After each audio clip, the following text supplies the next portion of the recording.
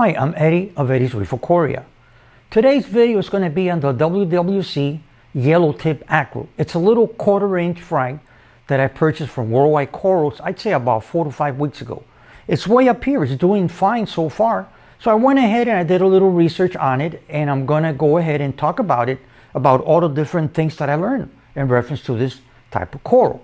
I hope you enjoy the video, but don't forget before we start to hit the thumbs up and of course subscribe to my channel. So let's check it out. Okay, so here we are in front of the coral, targeting the actual coral. Well, first of all, as all you must be aware, when it comes to acros, they're SPS corals. Now when it comes to this specific coral, I found out that the original mother colony came from Indo-Pacific region, and it was introduced in the Western world, or in other words, the Western hemisphere, to both America and Canada. That's something that probably most of you didn't know. Now, this type of coral, this type of acro, is found in shallow water. So this is a shallow water acro and not a deep water acro.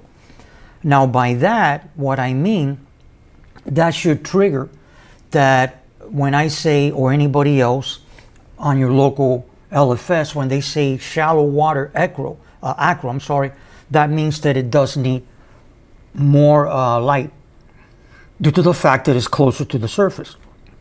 And then the deep water acros don't need that much light. Now when it comes to, I would say shall we call it, the keeping of these type of corals, I'm talking about when it comes to acro and shallow water versus deep water. Okay, the deep water acros, by my understanding, they're a little easier to keep because when it comes to the temperature, you know, when the high tides and low tides and the water currents in the deeper waters, it fluctuates the temperature. Also on the shallow water acros also. But when it comes to the deep water acros, then they'll tolerate more differences when it comes to temperature, when it comes to lighting, and also when it comes to trace elements. Now the shallow water acros, which is this one that you're seeing there that I'm targeting the camera, those are a little harder to keep because again they need more light. And when it comes to temperature variation, well, you know, when it rains out there in the ocean and then that in tide, in other words, the high tides come in, it's going to come in with cooler water and then it warms up, and then the low tide, which is when the water goes back to the ocean.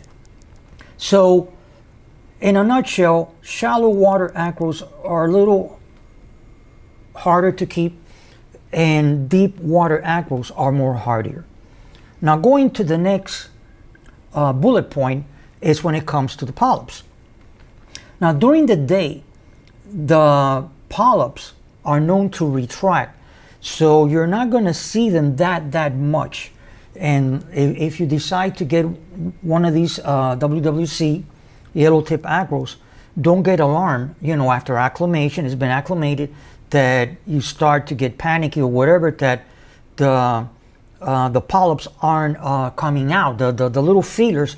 Well, don't worry, it's a characteristics of this type of acro that during the day those little polyps aren't gonna come out that much. They're not gonna protrude that much, but yet at night they usually will be fully extended with the yellow-green type of tips.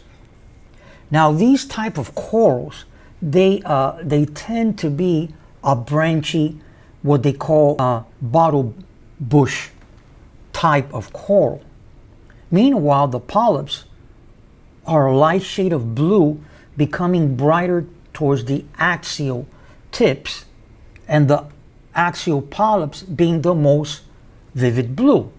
So right now what you're looking at, since this frag actually it's a 1/4 of an inch, you really cannot appreciate what I'm explaining at this time.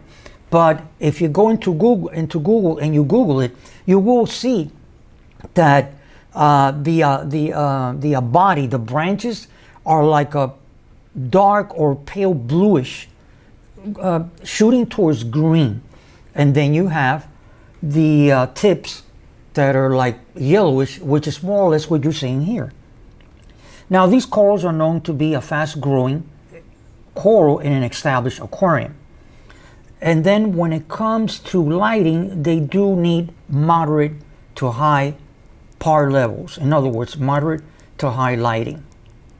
They also need strong water flow due to the fact, as I was mentioning before, that they are shallow water acros. And when it comes to feeding, well, they're photosynthetic, so they get most of their nutrients from the sun, from the lights. But you should be aware that they do take zooplanktons, phytoplanktons, amino acids, and other organic proteins. And then when it comes to the care level, I would say that these types of acros are, I would personally say they're for like moderate to high level of experience reefers when it comes to keeping these type of acros. In other words, this type of acro is not for beginners entering the SPS world.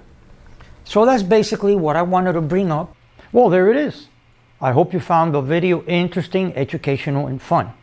If you liked the video, hit the thumbs up, and of course, subscribe to my channel. And like I say at the end of all of my videos, happy reefing, thanks for watching, and until next time, bye-bye.